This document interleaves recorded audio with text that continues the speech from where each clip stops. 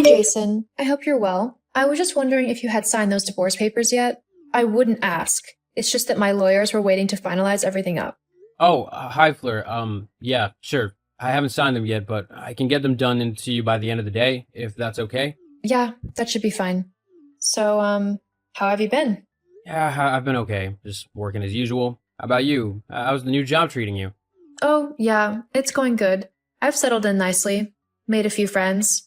I'm actually going out with a couple of the girls from work this weekend to try and get to know the city a bit better. Oh, that's good. Hopefully you'll have a bit of fun then. Oh, yeah. Hopefully it'll be okay. Have you been up to much? Oh, yeah, I've just been getting stuck into work, really. It's been really busy lately. I've hardly got any chance to actually go home. I feel like I'm living at the office more than not. Yeah, I remember those days. Huh? What do you mean by that? I just mean that when we were together, you were at the office a lot. You hardly had any time to spend with me. That is kind of why we split up. Well, I guess, but I wasn't the only one who caused us to break up. It took two people to split this relationship up. What are you on about? I didn't do anything. Oh, please, you were constantly nagging me and telling me to do everything under the sun that you could think of in the house. You also moaned at me about how much I was working, and I know that it was a lot, but it was the only way to afford the house we were living in and the lifestyle we were living as well. Yeah, well, I guess you're sort of right. But I mean, you were the one who was mainly at work or something.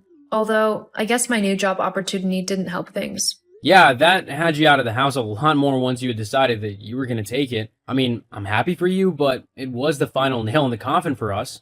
Do you really think that was what did it? Well, I don't think it helped any. Well, I guess not. But as long as you're enjoying yourself, that's okay. Some couples just aren't meant to last. Yeah, I guess. Though it probably didn't help that you started seeing that guy at your work. Excuse you? I didn't start seeing anyone whilst we were together. Where on earth has this come from? Since when did you start accusing me of cheating on you? Oh, please, you can drop the act now. I know that you started seeing him near the end of our relationship. It was incredibly obvious. All that time you were spending at the office.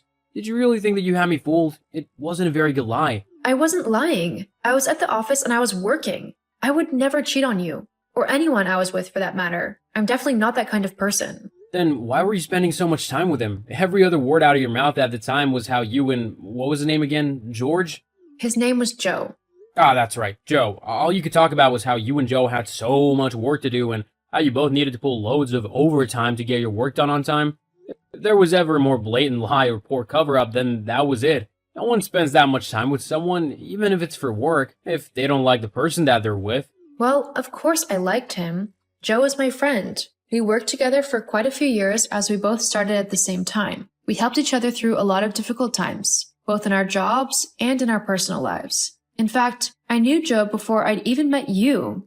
Surely if I had wanted to be with him, I wouldn't have dated and married you, right?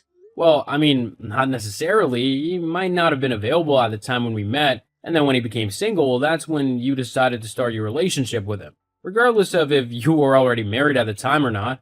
You really think that I would do something like that? You really think that I am that horrible? That I would just simply abandon you and betray you in such a horrible manner? Well, I guess it's good to know what you really think of me then. Well, you are the one who's trying to take me for everything I have in this divorce. I don't think a nice person would do something like that, do you? Leave the person they've been married to for the last 5 years with absolutely nothing? Not even a penny to his name? I am not taking you for everything that you have. I personally don't want that much from you. Just a little bit of money to cover the cost of the house. Considering you're the one who is staying in it despite us buying it together, that's all I'm asking for. A buyout from the house. You do realize that in this market, our house is upwards of $300,000, right? For me to pay you your half, I'm gonna have to sell the place anyway and move somewhere cheaper. I don't have $150,000 just lying around, you know? Effectively, you're kicking me out of my home, so thank you for that.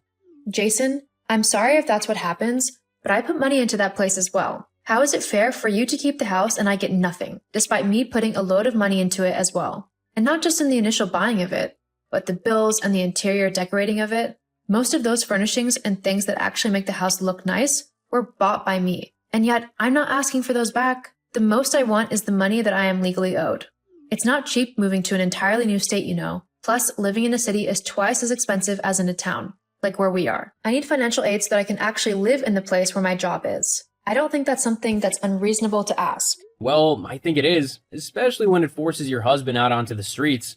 You won't end up on the streets. Even if you do have to sell the house, which isn't a necessity as you can remortgage it, you will still get $150,000, so you can either buy a new place or rent somewhere. And if you want to look around for a little bit, I know your mom will let you stay with her until you're ready to move somewhere else. So don't try and guilt trip me into not getting what I deserve when I have worked incredibly hard to get it in the first place.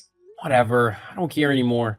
I'll find a new place to live and I won't let you know where it is. I want nothing to do with you after this divorce is over and done for. I'll get the signed papers to you as soon as possible, then we can finally be rid of one another. Sounds good to me. Fine. Now, if you don't mind, I've got to get back to work. We can't all just do nothing all day and call it work, so I can't waste any more time listening to you whine. Oh, please. The one whining about anything right now is you.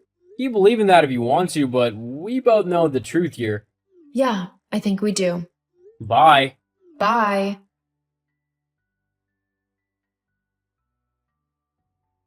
Hey, Fleur? It's been a little while. Angela? Hi. Yeah, it has been a while. I don't think we've spoken since me and Jason first told everyone that we were getting a divorce. How come you're messaging me? Not that I mind you messaging me. I still think you're a lovely person, and what me and Jason are going through seriously has no impact on how I think of you and what I feel about you as a person. I'm kind of rambling. Are you okay?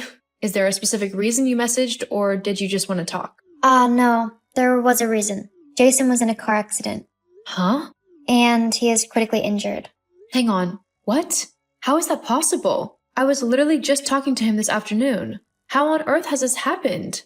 Apparently, he was on his way home from work after staying a little later at the office to finish off some work. He was just driving his normal route home when someone ran a red light whilst he was crossing it and smacked right into the driver's side of his car. It was a really bad wreck. Firemen were called, and they had to cut him out of his car. He was then airlifted to the nearest hospital, where he's been in intensive care all night. He's recently stabilized, or so the doctors say, which is why I thought I'd let you know. I'd have messaged you earlier, but I didn't want to say anything when I didn't know myself what was happening for certain. It was touch and go there for a while with him, and I was fearing the worst.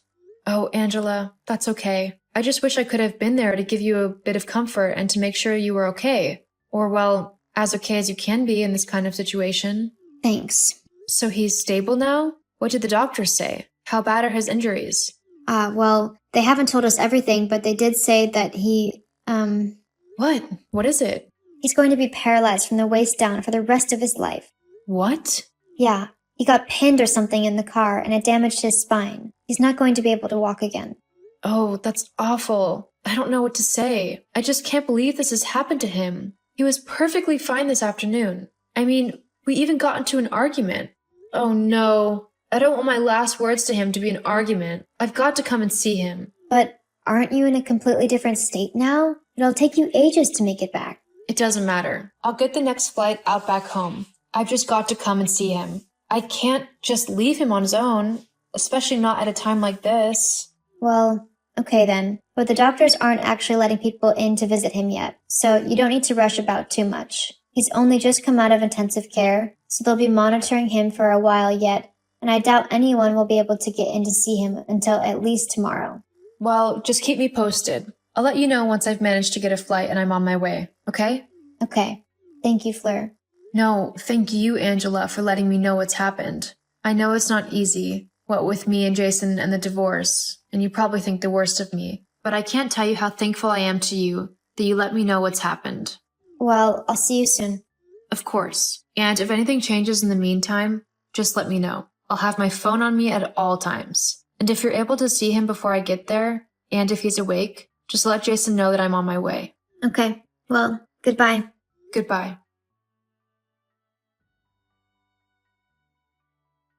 Hey, Fleur, how's the flight? Ugh, they've delayed the flight for 2 hours. So I was supposed to fly at 23:30, but now I've got to wait until 1:30. And that's if they don't decide to cancel the stupid thing. I swear, I might just drive to the hospital. It'd probably be quicker than waiting for this stupid flight.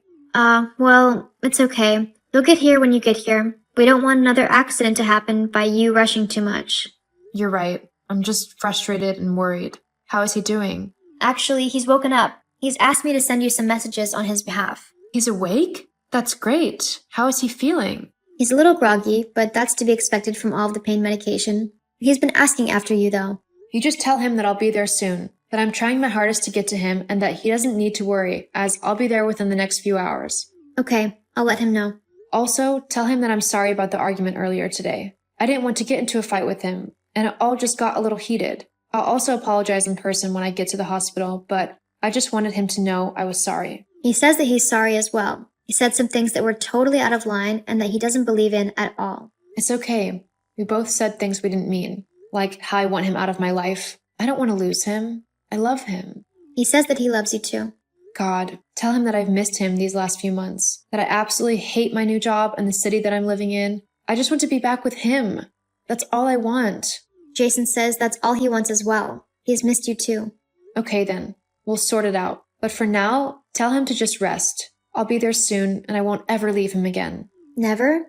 Not unless he wants me to. I'm afraid he's going to be stuck with me. He says he likes the sound of that. And he doesn't need to worry about anything. We'll figure everything out in time. Paralyzed or not, I love him and I'm going to be with him. I've already started doing research into how to live with paralysis and all the different physio activities that he can do to maintain a healthy lifestyle. I've also looked into different ways for him to get about, like an electric mobility chair. That way he will still have his independence. It costs a little bit of money, but it's nothing that we can't figure out together. Anything to make his life easier for him. Also, I've already started looking for quotes on how much it'll take to make the house suitable for him. A downstairs bathroom and stuff like that. Fleur says to relax. You'll work it all out together when you get here. Also, isn't your flight soon? Make sure you don't miss it. Don't worry, I'm already at the gate. I will literally be the first one on that plane when it gets here. I can't wait to see Jason. He says he can't wait to see you either. I've got to go now, though. The nurse just told me that visiting hours are over, so I've got to leave. Okay, well, tell Jason I love him and that I'll see him at the next visitor's time. Okay? Okay. And Fleur? Yes, Angela? Thank you. We've all missed you. I've missed all of you as well. I'll see you soon. I promise. See you soon. I rushed over to Jason as soon as I could. Once I was in the hospital, I promised not to leave his side at all. Even when visiting hours were over, I would stay and sleep in the chair beside his bed. Sadly, the doctors were right in their prognosis that Jason would be paralyzed below the waist for the rest of his life. However, I did not let it stop me. The accident made me realize just how much I actually love Jason, and I couldn't fathom a life without him. Whilst we might still have our difficulties, we have begun to see a therapist together, and we are slowly but surely working out the kinks in our relationship so that we can be together happily. I have also taken up helping Jason adjust to his new life in a wheelchair. It's been difficult going, as it is a completely new way of life for him, but we are slowly making progress. We have also both quit our jobs and are looking at starting our own business together. That way we are actually able to spend more time together than apart. It's going to be a long journey, but there is no one else in this world that I would rather take this journey with than Jason. I realize that the best things in life are worth fighting for, and whilst it's easy to leave and split from someone, if you want a proper relationship in life, you need to work through the tough times together. And that's how you build trust and loyalty in one another and take your relationship to the next level.